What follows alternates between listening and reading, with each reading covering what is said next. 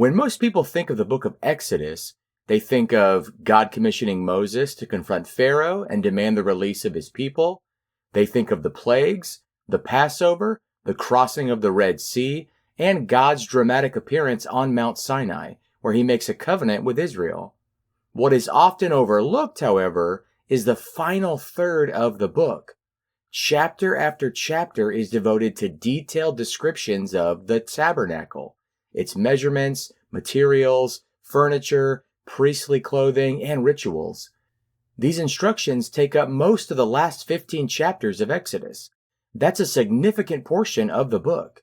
So it's natural to ask, why does Exodus devote so much space to the details of a large, ornate tent? Yes, the Israelites had to build it, but how are these extensive details relevant for people reading Exodus today? The answer becomes clear when we see how these chapters contribute to the larger narrative.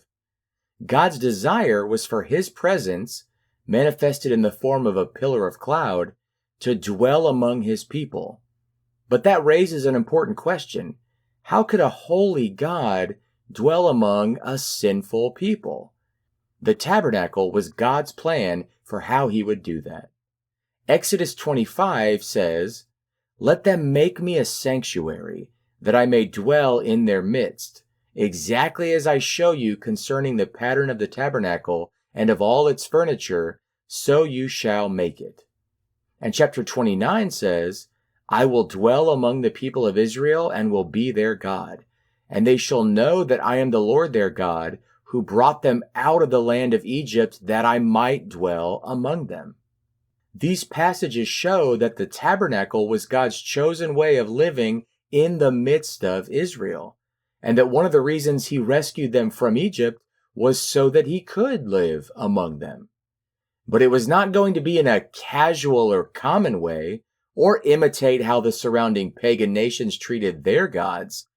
God dwelling among Israel was going to reflect his holiness. So Moses is called to go up on Mount Sinai, and in chapters 25 through 31, God gives Moses the detailed instructions for how the tabernacle is to be built and how it is to function. These chapters carefully describe God's plan for his dwelling place. They include the Israelites' contributions for the tabernacle, the objects within the tabernacle, the structure of the tabernacle itself, the objects outside the tabernacle, the outer courtyard surrounding it, the clothing of the priests who would be serving in and around it, the consecration rituals for the priests and the objects, the craftsmen God empowered to build these items, and finally, a reminder to honor and set apart the Sabbath day, reinforcing that God is set apart as holy and that his people are to be as well. God says all of these things to Moses on the mountain, while the rest of the Israelites remain at the base of the mountain. And then we reach Exodus 32. And what happens? The story of the golden calf.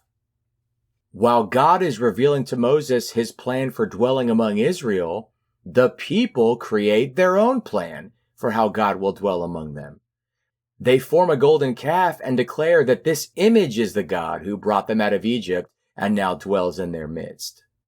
Exodus 32 says, "When the people saw that Moses delayed to come down from the mountain, the people gathered themselves together to Aaron and said to him, 'Up, make us gods who shall go before us. As for this Moses, the man who brought us up out of the land of Egypt, we do not know what has become of him.' So Aaron said to them, 'Take off the rings of gold that are in the ears of your wives, your sons, your daughters, and bring them to me.' So all the people took off the rings of gold that were in their ears and brought them to Aaron. And he received the gold from their hand and fashioned it with a graving tool and made a golden calf. And they said, 'These are your gods, O Israel, who brought you up out of the land of Egypt.' When Aaron saw this, he built an altar before it. And Aaron made a proclamation and said, 'Tomorrow shall be a feast to the Lord.' And they rose up early the next day and offered burnt offerings and brought peace offerings, and the people sat down to eat and drink and rose up to play." If we were to skip the prior chapters containing the lengthy tabernacle instructions, we would completely miss the deliberate contrast the story is making. God's plan for dwelling among his people involves holiness, sacrifice, cleansing, service, and reverence.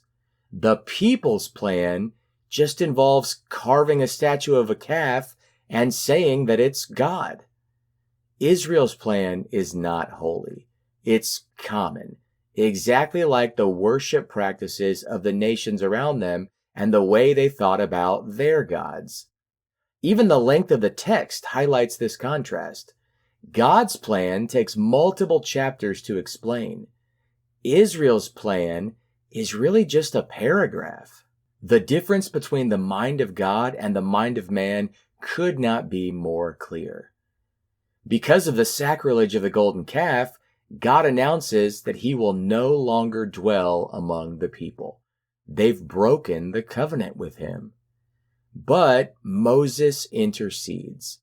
And because Moses has found favor in God's sight, God agrees to remain with his people.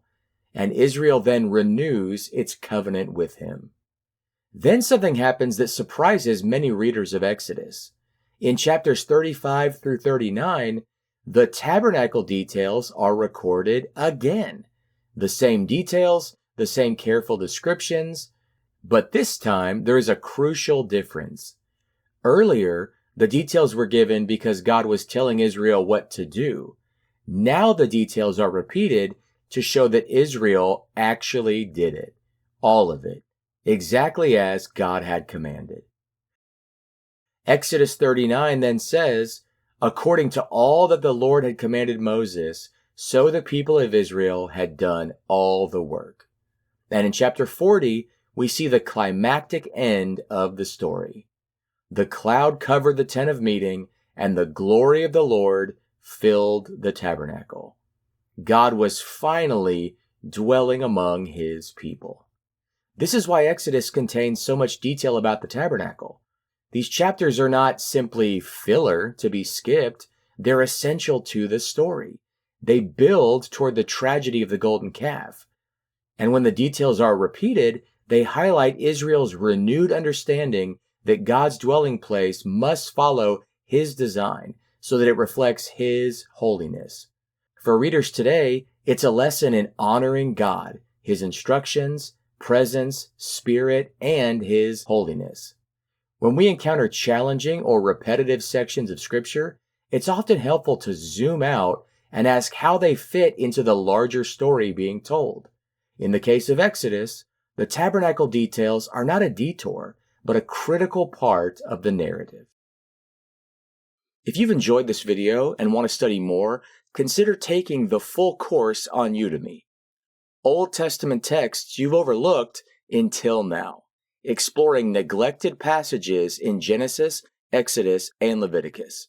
This is a brand new course, and in it we explore the genealogies in Genesis, the tabernacle details in Exodus, and the ritual purity laws in Leviticus. We show how these sections that seem unnecessary today are actually very profitable for all of us.